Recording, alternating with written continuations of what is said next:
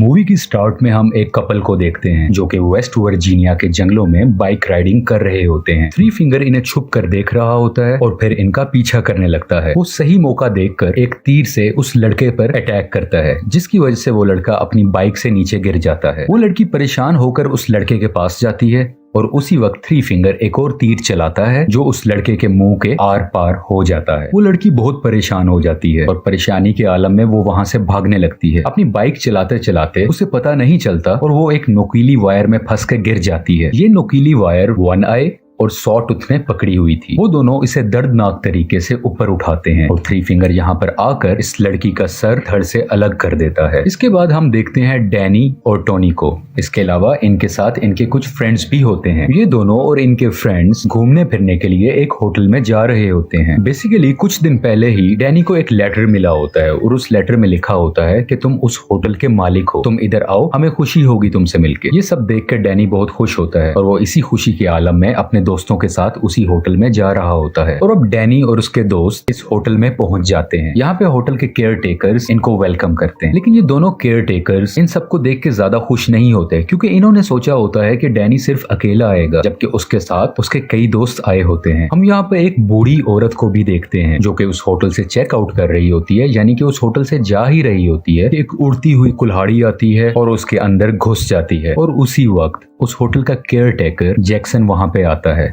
और उस बूढ़ी औरत की गर्दन को पकड़कर मरोड़ देता है, जिससे वो औरत मर जाती है। और इस होटल में चेकआउट होने का ये अंदाज काफी डिफरेंट है, यानी कि होटल में जो भी चेकआउट होना चाह रहा है, वापस जाना चाह रहा है, उसके पास मरने के अलावा और कोई ऑप्शन नहीं होती। दूसरी तरफ डैनी और उसके सब दोस्त उस होटल की एंटीक चीजें देखकर हैरान हो रहे थे, क्योंकि वो चीजें बहुत महंगी थी और वो खुश भी थे कि ये सब चीजें डैनी की होने वाली हैं। रात का वक्त आ जाता है और उस होटल का केयर टेकर जैक्सन जंगल की तरफ जा रहा होता है। यहाँ पर वो इन तीनों भाइयों से मिलता है और उनको समझाता है कि तुम्हें उस बूढ़ी औरत को ऐसे नहीं मारना चाहिए था। और उसके अलावा हमें यही भी पता चलता है कि ये तीनों भाई और जैक्सन आपस में सिबलिंग्स हैं, यानी कि ये सारे भाई हैं। और इसके अलावा वो जो दूसरी केयर टेकर थी वो भी इनकी बहन होती है। अगली सुबह डैनी की क्लोज फ्रेंड होटल में जा रही होती है कि उसकी नजर जैक्सन पे पड़ती है, जो कि एक जगह पर खून साफ कर रहा था। बेसिकली ये वही जगह थी जहाँ पर उस बूढ़ी औरत को मारा गया था, लेकिन वो जल्दी से बगैर कुछ समझे वहां से चली जाती है। उन दोस्तों में कुछ दोस्त शॉपिंग के सिलसिले में मार्केट आए होते हैं और वहां पर उनकी नजर एक बोर्ड पर पड़ती है जहाँ पे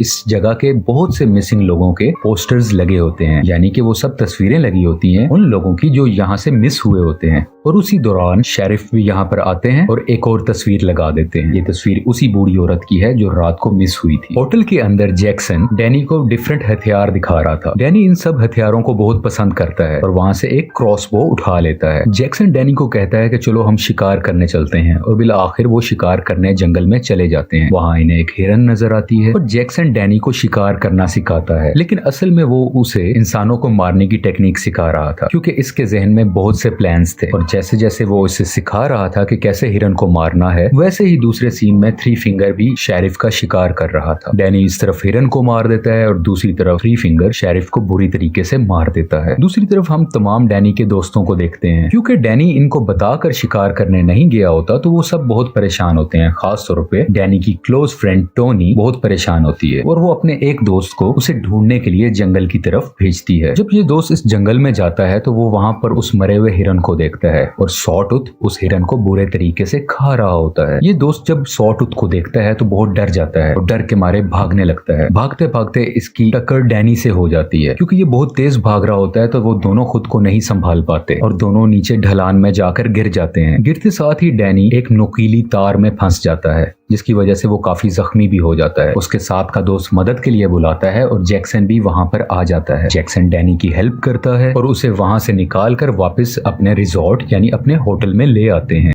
इस होटल की सेकंड केयर टेकर जो कि लड़की है, वो डैनी का खून साफ करती है। वो उसका ख्याल करती है, उसको मेडिसिन लगाती है और उसी दौरान डैनी की क्लोज फ्रेंड टोनी भी उस रूम में आ जाती है और वो केयर टेकर सैली वहां से चली जाती है। अगली सुबह डैनी वॉशरूम में होता है और वो अपनी सारी दवाइयां फ्लश कर देता है। बेसिकली डैनी हाइपरटेंशन का मरीज था, यानी कि उसे बिला वजह टेंशन हुआ करती थी और वो इसी मकसद के लिए दवाइयां लिया करता था। लेकिन पिछले दिन ही उसने हिरन का शिकार किया था और आज उसने अपनी सारी दवाइयां फेंक दी, यानी कि उसको किसी की जान लेने में बहुत मजा आया। ये एक्सपीरियंस आज से पहले उसने कभी फेस नहीं किया था और अब शायद इसे दवाइयों की जरूरत नहीं होने वाली। खाने के वक्त वो अपने दोस्तों को बताता है कि अब मुझे ये रिजॉर्ट, ये होटल पसंद आने लगा है और मैं अब यहीं रुकूंगा और इस होटल को मैं चलाऊंगा, इसकी केयर टेक करूंगा। लेकिन बाकी सब लोग यहाँ नहीं रुकना चाहते थे और वो वापस जाना चाहते हैं। डैनी के दोस्तों में 2 दोस्त ऐसे थे जो बहुत लालची थे। अब इन्हें पता था इस होटल में बहुत से एंटीक्स हैं, बहुत सी महंगी चीजें, तो उन चीजों को चुराने लग जाते हैं। इसी तरह और चीजों की तलाश में वो इधर उधर फिरते रहते हैं और बिल आखिर वो एक सीक्रेट जगह पर जाते हैं जो कि एक बेसमेंट की तरफ खुलता है। मुख्तलिफ कीमती चीजों की तलाश में ये बेसमेंट में चले जाते हैं जहाँ एक बहुत बड़ा एंशिएंट स्पा बना होता है। ये दोनों अभी इधर ही होते हैं कि उस होटल की दूसरी केयरटेकर जो कि लड़की है, यानी कि सैली,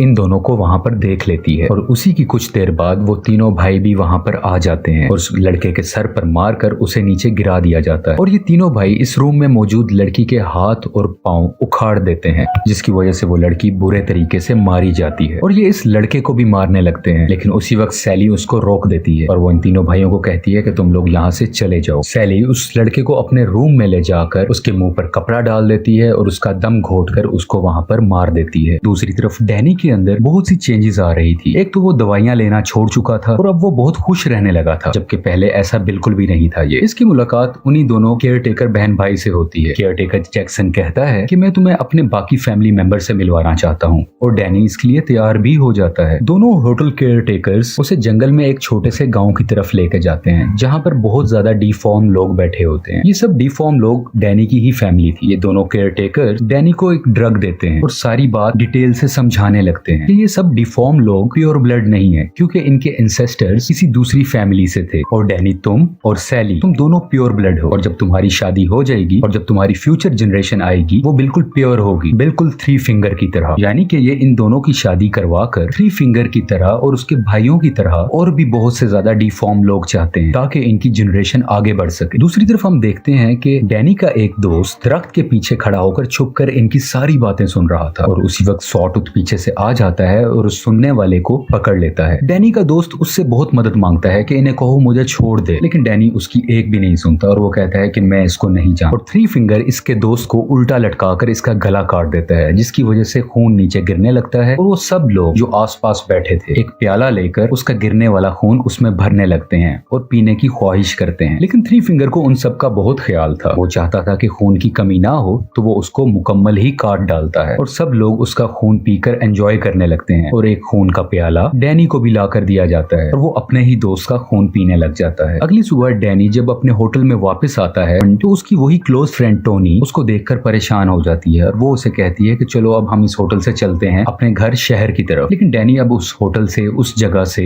वापस बिल्कुल भी नहीं जाना चाहता था। वो उन सबको कहता है कि तुम लोग यहाँ से चले जाओ, मैं यहीं पर रुकूंगा। और इस वक्त तक डैनी अभी भी ड्रग के ही नशे में है जो रात को सैली ने उसको दी थी। ये सब लोग यहाँ से जाने से पहले किचन में जाते हैं और वहां पर देखते हैं कि एक इंसान इंसानी मांस को काट रहा होता है, उसे फ्राई कर रहा होता है और उसे खा रहा होता है। ये देखकर ये लोग बहुत डर जाते हैं, लेकिन वहां से निकलने से पहले इनकी नजर फ्रीजर में पड़ती है जहां पर इन्हीं के एक दोस्त का कटा हुआ सर होता है, जिसे देखकर ये सब लोग वहां से जल्दी से भागने लगते हैं। ये अभी भाग ही रहे होते हैं कि वो तीनों भाई इनके पीछे पड़ जाते हैं। इन तीनों भाइयों से बचकर कुछ दोस्त तो वहां से भाग जाते हैं, लेकिन एक दोस्त वहां से पकड़ा जाता है। वो उसके मुंह पर एक पाइप सा लगा देते हैं और उसके अंदर पानी भरने लगते हैं। इतना पानी भरा जाता है कि पानी के प्रेशर से उसका पेट ही फट जाता है। अब हम दूसरे दोस्त को देखते हैं जो कि पहले तो 3 फिंगर और उसके भाइयों से बचकर भाग चुका था, लेकिन भागते हुए वो एक बियर ट्रैप में उसका पांव फंस जाता है और वो वहीं पर गिर जाता है। वो अब कहीं नहीं भाग सकता क्योंकि वो फंस चुका होता है और वो तीनों भाई उसको भी पकड़ लेते हैं और उसके सर पर मारकर उसे भी हमेशा के लिए खत्म कर देते हैं। डैनी की क्लोज फ्रेंड टोनी जो कि डैनी को ढूंढ रही होती है, वो वहां से एक गन उठाकर डैनी को ढूंढने लगती है। वो उसी बेसमेंट के स्पा में पहुंच जाती है जहां पर उसे सैली नजर आती है और यहाँ पर इन दोनों की आपस में काफी लड़ाई होती है। बिल आखिर टोनी उस केयर टेकर का मुंह पानी में डाल देती है और अपनी गन उठाकर उसको शूट कर देती है और उसी वक्त डैनी भी वहां पर आ जाता है और अपनी फ्रेंड से सबसे पहले गन छीन लेता है और गोली लगी हुई केयर टेकर यानी कि सैली को जाकर चेक करता है कि उसको क्या हुआ, वो जिंदा है या मर गई। और डैनी अपनी क्लोज फ्रेंड टोनी को कहता है कि यहाँ से तुम भाग जाओ। जब टोनी वहां से भाग रही होती है तो उसी होटल का दूसरा केयर टेकर जो कि जैक्सन है वो उसका पीछा करने लगता है और इन दोनों में आपस में लड़ाई होती है और बिल आखिर टोनी एक चाबी की मदद से उसकी आंखें फोड़ देती है और इतना जालिम तरीके से मारती है कि जैक्सन भी वहाँ पे मारा जाता है। इससे पहले कि टोनी वहाँ से भागती अपनी जान बचाती, डैनी वहाँ पर आ जाता है और अपनी ही क्लोज फ्रेंड टोनी पर गन तान देता है, जिसका ये मतलब है कि डैनी नहीं चाहता कि अब टोनी जिंदा बचे, क्योंकि वो उसकी फैमिली के बारे में अब बहुत कुछ जानती है और डैनी ऐसा रिस्क नहीं ले सकता था। और तभी थ्री फिंगर और उसके भाई भी वहाँ पर आ जाते हैं और डैनी अपनी क्लोज फ्रेंड